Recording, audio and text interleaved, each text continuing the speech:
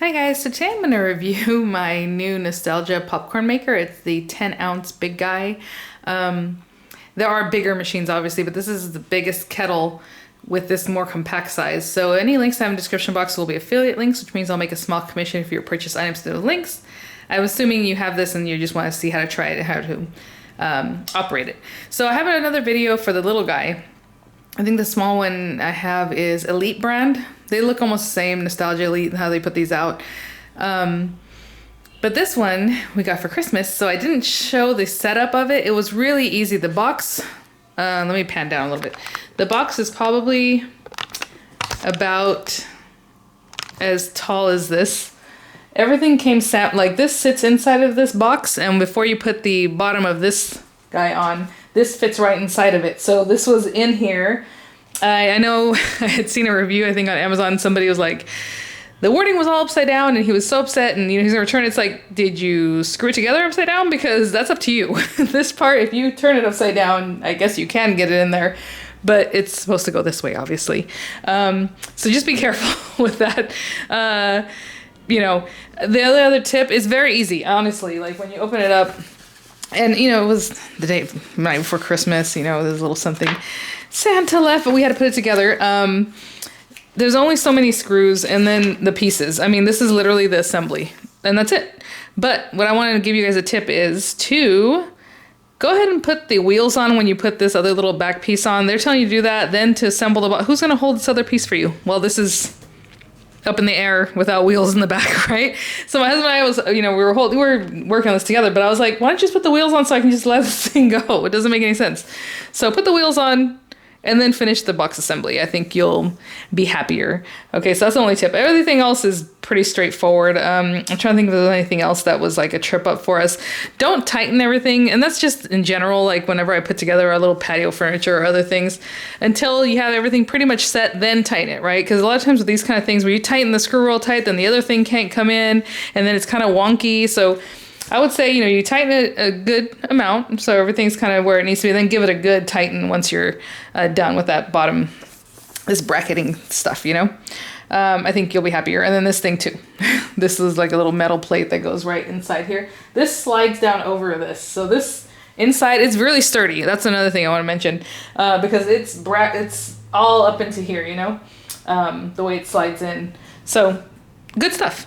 And then this guy sits right on top. So this is not connected to this other than that it sits on top, but to hold it together, it has these little springs and they are super easy. You just access them from here. Ding! It has a magnet there. You access them from down in here and you just spring it so that it's attached really nicely. Otherwise you can just leave it sitting there, but that's kind of dangerous, I would assume, if you forgot and went to move it. This actually does, you can move it with this. With the wheels, they do work. Even though it's there for funsies, you can actually roll it around with that. So that's pretty cool. I have not plugged it in yet. The kids are dying to have popcorn. I'm like, let me review what Santa brought before we start up. So they're very basic. My other machine, well, again, it has a little place for things here. You have we like M&Ms with our stuff. So everything that I had here for my little machine, I just basically moved into here. So I'll talk about the agents, the flavoring, and all that kind of stuff in a minute, because it tastes like legit movie theater popcorn. And I think right now a lot of us aren't going to movie theaters, so this is a great thing to have. And I know the kids, we just love watching movies, so that's here. So I'm going to focus back on top here. Just some of the features. It is glass, which is really nice. My other machine was plastic, which you can still clean it. But this, you know, glass cleaner and things, you can clean it really well whenever it starts getting maybe a little oily from the popcorn popping around. And then you can open this too. And that, I think my husband didn't lock the other part. Did you see that kind of moved? Yeah, see? Husband. He said he locked it. Anyway, this opens up so you can grab things easily. This is still here because from when we put it together. And there are some little grates. I'm going to get closer on this next portion. I just wanted you to see the whole machine. But this little thing right here.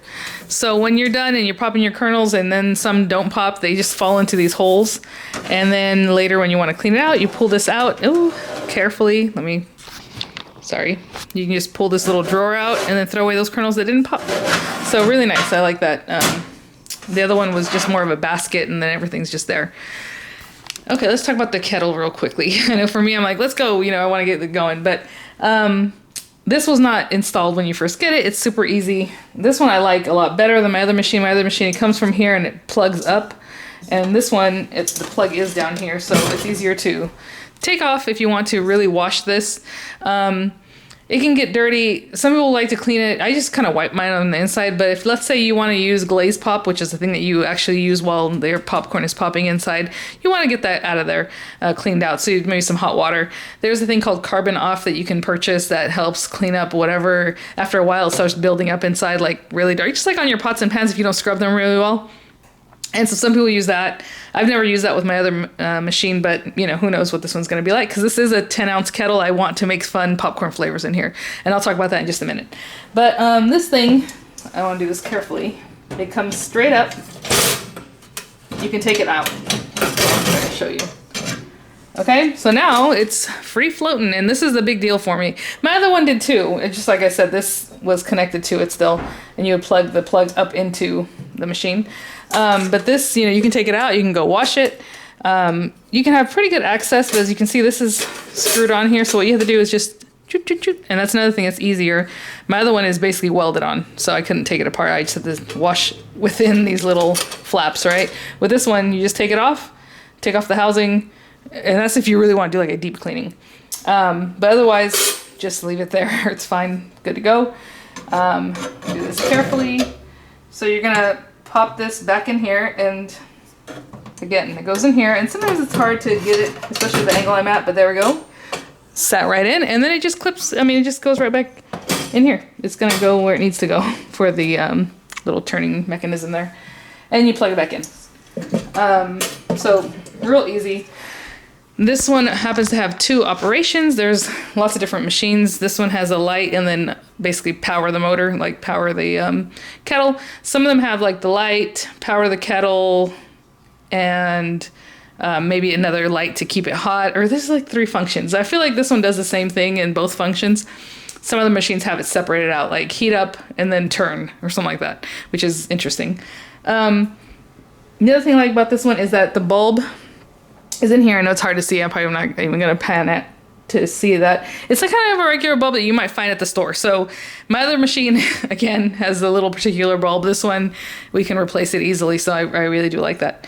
Okay, let me grab the things that I use to make popcorn, and I'll show you what those look like, and maybe talk a little about where you can find them, and we'll pop some corn. Okay, guys, so popcorn. Kernels, right? You want kernels. There's different brands. I think I got this probably on HSN. It's Farmer John's, because they also sell popcorn that's already popped with like flavors and things, you know. So I have that. Good for almost a year there, so I'll finish that up. There's things like this that people prefer. Amish Country popcorn. It's another one that's out there that people really like.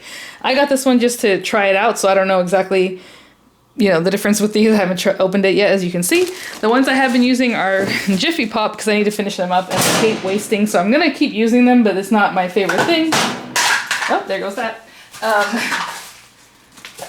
I was just gonna show you the Jiffy Pop ones. I just basically put them in another jar, so it doesn't really matter, but I have white and yellow corn here, and I'm just gonna use them up. So today I'll probably use this. If it doesn't look that great, you know it's because of that, okay? Because they're just literally $2 a big old bag of popcorn. These other ones cost obviously quite a bit more.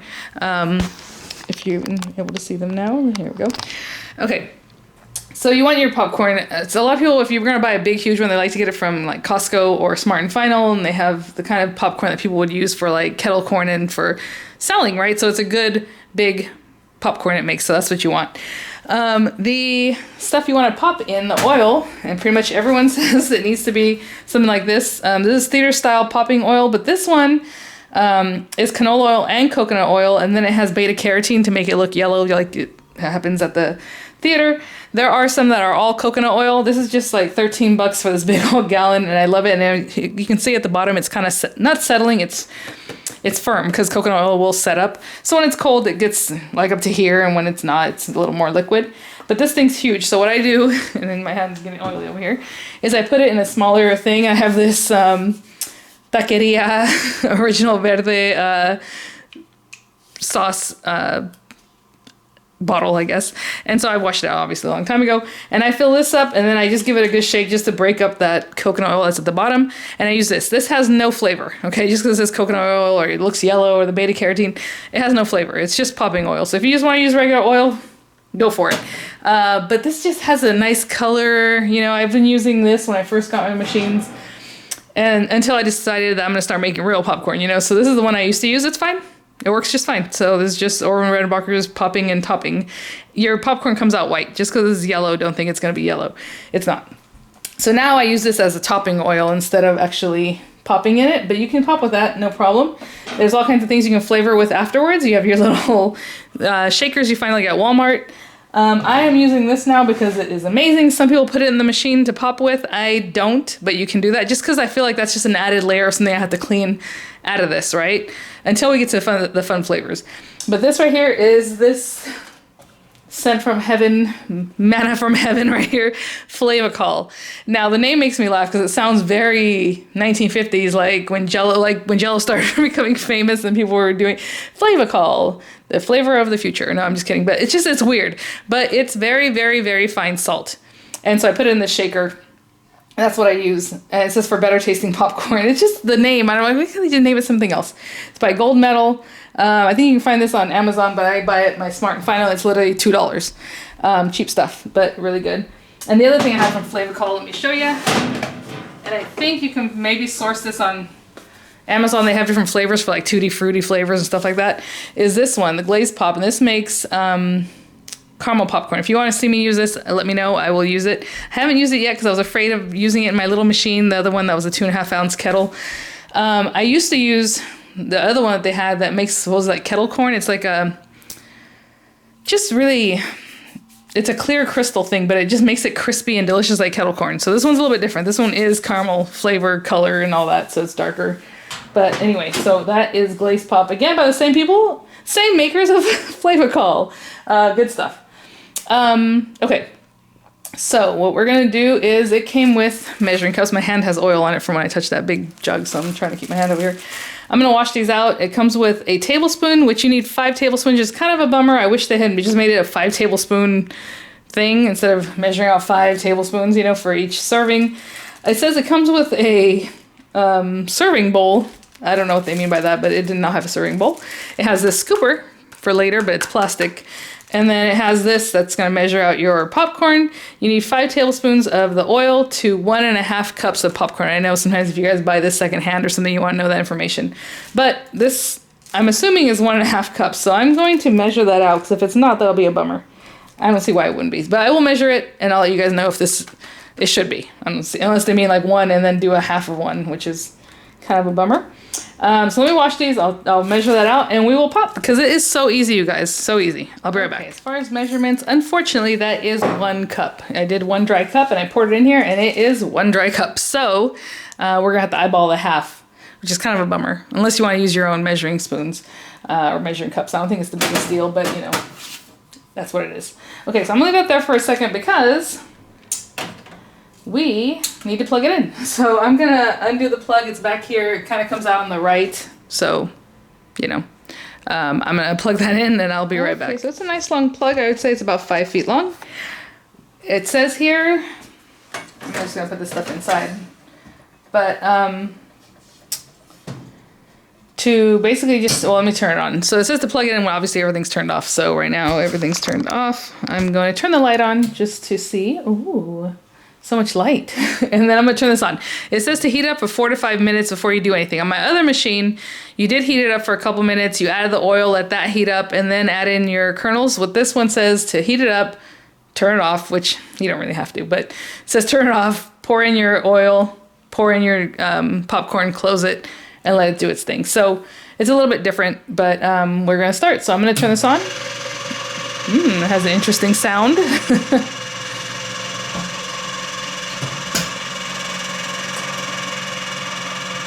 See what happens once it gets oiled up, because that is not my favorite sound, I'll tell you right now, but that's okay. All right, I'll be back in a few minutes once it's heated up, because you're supposed to let it heat up, turn it off, pour in the stuff like I said, and then go from there. I'm gonna turn it off because it's been about 4 or 5 minutes. As you can see how loud, I have no ambient noise going right now, so it sounds especially loud.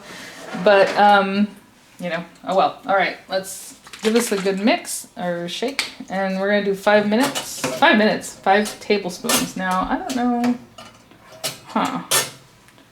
Okay, I'm gonna do it this way. So I'm gonna pour in 5 tablespoons, that's 1. And then go 2, 3, 4, 5. Of course they sell the packets that you can just put in here, but to be honest, those are kind of expensive. So I'm gonna add in my 5 and I'll be right back. Okay, add in the 5, and I already have the 1 cup measured out. I think what I'll probably do is, I'm gonna turn this on because I feel like it's losing heat. I'll probably take a Sharpie later and mark where half would be. This is kind of weird, you know? Actually, I only have 1.5 left, so that's cool. I only had about half. I'm just eyeballing that. Be about half of this thing. And then it says just to leave it alone. Just leave it alone. And if you were doing the glaze pop, you would wait until it's kind of heated up, maybe a couple minutes in, then you'd add 5 ounces of the glaze pop, the caramel one, because it's half of the kettle size. And then that starts getting in there and it starts popping and your caramel corn comes out, and that's basically as easy as that is. So I'm gonna let this, leave it alone, and when it starts popping I will come back and tell you roughly about how long it took. Before I go, make sure you put this back up and close the door. Alright, because what happens is it'll start flying out and it'll fly out your door if it's open, okay? So I'll be back. Here's something happening. It's about 2 minutes in. I hear a lot of steam though, and you can even see the steam. I can hear it. You know what I'm saying? Your popcorn has to have a little bit of water inside of it. That's what makes it pop, right? That burst, and then, so it does put out quite a bit of steam. There's a little opening here. If you want to open this until, you know, it's going, that's up to you. You have to be vigilant, right? You have to sit here and listen to it and see when it actually starts popping. As you can hear, it's popping. So it has to fill up the kettle before it comes out, right? So here it comes, I think. I know it's hard to see because of that steam, but you can kind of see the popcorn fall in there.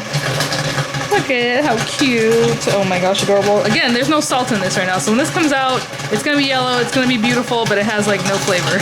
So you see how cute and yellow it is. And then the last ones will probably start getting more and more white, because that's just what happens. But I'll wait until this is done. Basically, you're waiting until it slows down. When it slows down, just like any other popcorn in your microwave or in a pot that you're making on the stove, then you turn it off, and basically all you do is turn this off, and I'll come back at that point. Sounds like it's slowing down. To be honest, that's enough popcorn for me right now anyway, so I'm just going to turn this off, open this up, and then you want to flip the kettle. And you can be rough with it. You want to get all that popcorn out, obviously. So that's everything. And if you want to do this in here or somewhere else, it's up to you, but basically, popcorn is all over the place. You want to open that up, you can put your little salt on. I usually do this outside of here, but in the bowl. But you can bring it in and salt your popcorn, and look at all that popcorn. Hopefully you can see that. So cute. I am surprised by the amount of steam though that collect in here. I don't hear a lot of kernels falling down, as you can hear. Let me taste this. Pretty good. I'm gonna put it on here to make it easier if I'm getting that back. And that's it, guys. And that is as good as movie theater popcorn as you're gonna get. Again, I really shopped around, so I got the value or the price that I was comfortable with. Obviously, you can go higher. A lot of times, really pay attention to the kettle size. So a 10-ounce kettle is really big. Normally, the big one is like 8 ounce. 2.5 is little. They even have ones this big with the 2.5, which is like an original machine I have, which is so small. It's great for a family, like if there's 2 or 3, maybe a couple of you guys.